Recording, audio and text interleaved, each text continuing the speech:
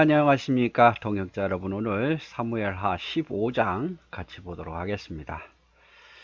우리가 11장부터 다윗이 계속 기울어져 가는, 영적으로 기울어져 가는 모습들을 보죠. 8장, 9장, 10장은 하나님께서 늘 다윗과 함께 하심에, 이기게 하심에 승리했지만 11장에 와서 다윗이 이제 우리아의 아내 밧세바와 동침을 함으로 말미암아 영적인 판단력을 계속 잃어가고 있는 그런 모습을 우리가 볼 수 있습니다. 그래서 간음죄를 범하기 덮기 위해서 살인죄를 범하고, 그리고 난 다음에 이제 무슨 사건이 벌어집니까? 암논이라는 아들이 다말이라는 다윗의 딸을, 물론 어머니가 다릅니다만은 또 간음죄를 범하죠. 다윗이 범했던 것처럼 간음죄를 범합니다. 그게 이제 13장에 있는 내용인데, 그리고 그걸로 인해서 또 압살롬이 암논을, 베다른 아들 압살롬이 암논을 쳐서 죽이죠. 그리고 이제 도망칩니다. 그러다가 이제 도망쳐 있는데 요압에 의해서 다윗의 마음을 또 흔들어 놓고 압살롬이 다윗에게 돌아오게 됩니다. 14장에 있는 내용이고요. 용서하지 않다가 또 요압의 중재로 인해서 다윗이 압살롬을 용서합니다. 그렇게 아버지가 아들을 용서했으면 어떤 마음일까요? 자식은 부모에게 최선을 다해서 효도를 해야겠죠. 그런데 압살롬은 전혀 그러지 않습니다. 아마 암논, 압살롬이 죽였던 그 암논을 이렇게 다윗이 특별한 어떤 벌을 내리지 않고 그냥 말로만 책망하고 끝난 것에 대한 어떤 분개하는 마음이 계속 남아 있었던 것 같아요. 언젠가는 내가 복수하리라. 암논뿐만 아니라 아버지에게도 미운 마음이 생겼고, 아버지에게도 복수하고 싶은 그런 마음이 생겼을 거예요. 그래서 그 압살롬이 어떻게 행동하는가에 대한 내용이 오늘 사무엘하 15장에 기록이 되어 있습니다. 내용을 한번 볼까요? 자, 그 후에 압살롬이 자기를 위하여 병거와 말들을 준비하고 호위병 50명을 그 앞에 세우니라. 자기를 위해서, 자기 자신의 개인 호위병이죠.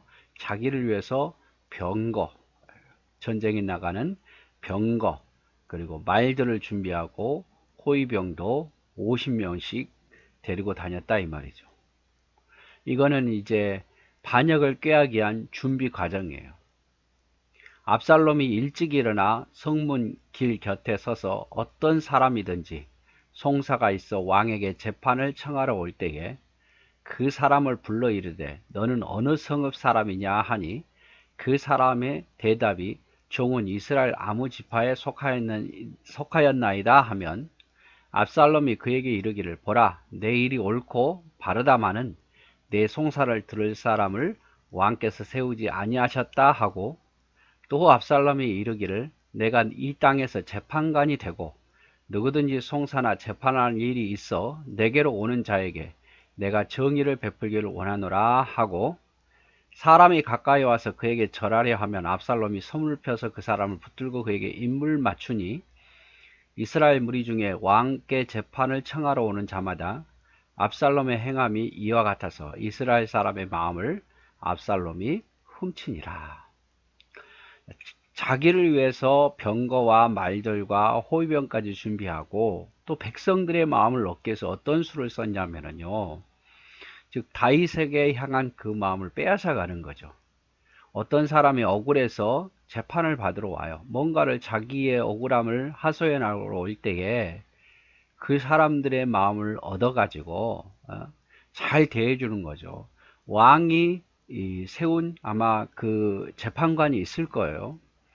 그런데 그 사람보다 먼저 나가서 왕께서는 너희를 위한 재판관을 세우지 않았다 하면서 이야기를 다 들어주는 거죠. 이야기를 다 들어주고 긍정해주고, 그리고 네 말이 옳다고 생각해주고, 그래서 너무 고마워서 그 사람이 억울함을 이제 풀어주겠다고 하니까 더더욱이 왕의 아들이잖아요. 왕의 아들이니까 백성들이 얼마나 믿었겠어요. 그리고 우리가 앞에서 보았지만 그는 굉장히 준수하게 보이고 머리부터 발끝까지 흠잡을 데 없을 만큼 준수하고, 그리고 머리카락도 다른 사람은 더 빠르게 자라서 누구나 볼 때에 그 외모를 볼 때에 반할 수밖에 없는 그런 사람인데다 왕의 아들인데 더욱이 자기에게 친절하게 대해주고 그 이야기를 들어주고 또 억울한 일을 풀어주겠다고 말하고 그것에 대해서 감사해서 엎드려 절을 하면 오히려 그 절보다도 그 사람을 내 형제처럼 탁 안아주고 입 맞춰주니 백성이 얼마나 좋아하겠어요. 소문이 쫙 퍼지는 거죠. 야, 다윗의 아들 압살롬은 장차 이 나라를 이끌 왕감이다. 이렇게 마음이 정의롭고 공의롭고 이렇게 겸손한 사람이 어디 있느냐, 이렇게 소문이 퍼졌겠죠.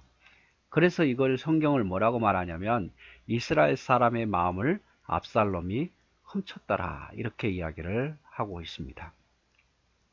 여러분, 사탄도 마찬가지예요. 사탄도요, 우리 편인 것처럼 이야기를 해요. 거짓말을 얼마나 잘하는지. 아담과 하와에게 어떻게 접근했습니까? 이거 먹으면 하나님처럼 된다, 이렇게 말하면서 꼭 자기 편을 들어주는 것처럼, 하나님은 좀 안 좋게 이야기하고 자기 편을 들어주는 것처럼 이야기를 해요. 그러니까 혹 빠지잖아요. 이 지금 압살롬도 똑같은 모습이에요.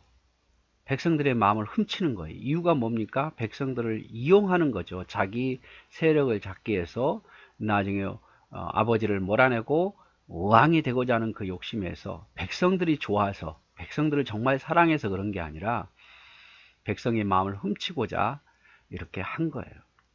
여러분도 잘 아셔야 됩니다. 누군가 여러분 교회를 비방하잖아요.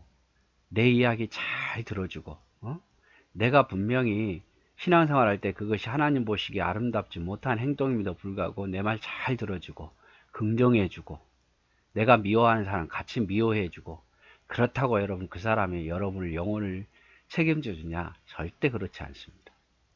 그래서 여러분, 내가 신앙생활을 힘들고 어려울 때에 내가 신앙생활 그만하고 싶다, 아니면 내가 뭔가 일하기를 싫다라고 말할 때에 여러분, 하나님이 그걸 기뻐하시겠습니까? 우리는 하나님 앞에 충성되게 일하는 것이 정답이에요. 그럼에도 불구하고 그래 힘들겠다, 너 이해한다, 그래서 네 마음을 이해하니까 그만둬라, 뭐 이제 뭐 해라, 이렇게 말하는 사람 말 믿지 마세요. 여러분. 그거는 좋은 사람이 아니에요. 압살롬과 같은 마음을 훔치는 자의 마음이에요. 단순히 마음을 이해해줘서 그 사람에게 마음을 얻고자 하는 것 뿐이지 나를 유익되게 하는 사람이 아니다, 이 말이죠. 누군가 와서 막 하나님을 때로는 비방하고 신앙생활을 일으켜 세우지 않고 교회를 비방하고 또 성도를 비방하고 목회자를 비방할 때요, 그 사람의 이야기를 듣지 마십시오. 그건 결코 내게 신앙에 유익이 안 돼요. 여러분, 교회가 미워서 살면 신앙생활에 유익이 됩니까? 다른 사람 미워하는 마음이 있으면 유익이 됩니까? 아니에요. 여러분, 절대 유익이 안 돼요. 오히려 그때에 나를 따끔하게 이야기해 주는 사람, 그러면 안 돼. 하나님이 기뻐하시지 않는 마음이잖아. 하나님의 교회를 미워하면 안 돼. 목사님을 미워하면 안 돼. 같은 동료들을 미워하면 안 돼. 그러면 하나님 기뻐하지 않는 거야. 네 마음은 이해하겠지만 그러면 안 되는 거야. 말해주는 사람을 더 가까이 두실 때 압살롬처럼 달콤한 말로 이렇게 말하는 것을 여러분 속지 마시라, 이 말이죠.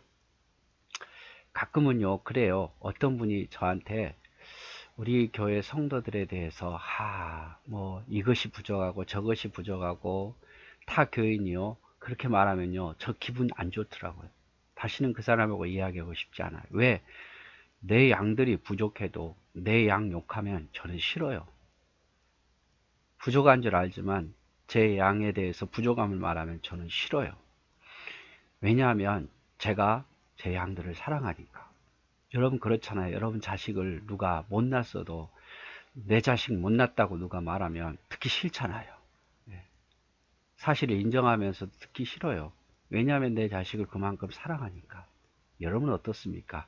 누가 여러분에게 내 교회를 와서 내 교회가 부족하지만 내 교회를 와서 비방하고 또 목자를 비방하고 내 동역자들을 함께 일하는 교회를 위해서 열심히 일하는 동역자들을 비방할 때 어떻습니까? 기분 나쁘십니까? 그게 정상이에요. 교회를 사랑하는 마음에서.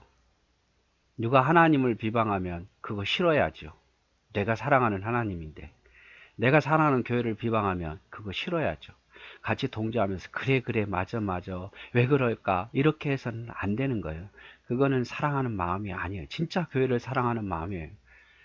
사람들은 말하죠. 그렇게 해야 교회를 사랑하는 것처럼 말하지만 그건 교회를 사랑하는 것도 하나님을 사랑하는 것도 동료를 사랑하는 것도 아니에요. 제가 여기서 좀 말을 좀 길게 했습니다만은 지금 압살롬이 백성들의 마음을 훔치려고 하는 거예요. 백성을 생각해서가 아니에요. 자기 이득을 위해서 그러는 거예요.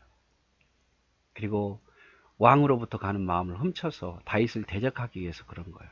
여러분 누가 여러분의 교회를 그리고 여러분이 믿는 하나님을 함께 일하고 수고한 동역자들을 누가 비방한다면 여러분은 그를 동조해서도 안 되고 기분 좋아서도 안 돼요. 내 마음 알아준다고 좋아하지 마십시오. 결코 그 사람은 나를 위해서가 아니에요.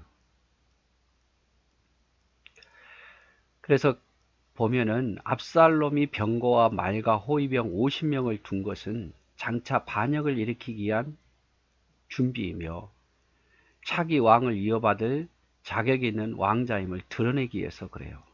위에 이제 형제들은 대부분 죽었잖아요. 그러니까 자기가 다음 차례니까 이제 자기가 왕권을 누리는 거예요. 그래서 백성의 마음을 훔치는 거죠. 훔친 거. 왕이 세운 정식 재판관이 있었음에도 불구하고 무시하고 거기에 나가서 백성의 마음을 잘 들어주는 척 하는 거죠. 압살롬 자신은 가장 겸손한 사람이고 왕은 무능해서 재판관을 세우지 않았다고 기만하는 거예요. 백성들은 그것에 속아버린 거죠. 그렇게 이렇게 사단은 우리에게 이렇게 마음을 빼앗아 간다니까요. 그러니까 여러분 내 말 잘 들어준다고 또 내 마음 알아준다고 무조건 좋아하지 마시고 내 마음을 좀 몰라줘도 하나님 편에서 나에게 말해줄 수 있는 것, 장차 하나님 안에서 신앙 안에서 바로 나를 이끌어줄 수 있는 그런 말을 해주는 사람을 더 여러분 좋아하고 가까이 둬야만 우리가 신앙 안에서 승리할 수 있더라 이 말입니다. 오늘은 좀 제가 본문을 짧게 하고 이야기하다 보니까 좀 길어졌네요. 다음 시간에 나머지 본문 같이 보도록 하겠습니다. 네, 사랑하고 축복합니다.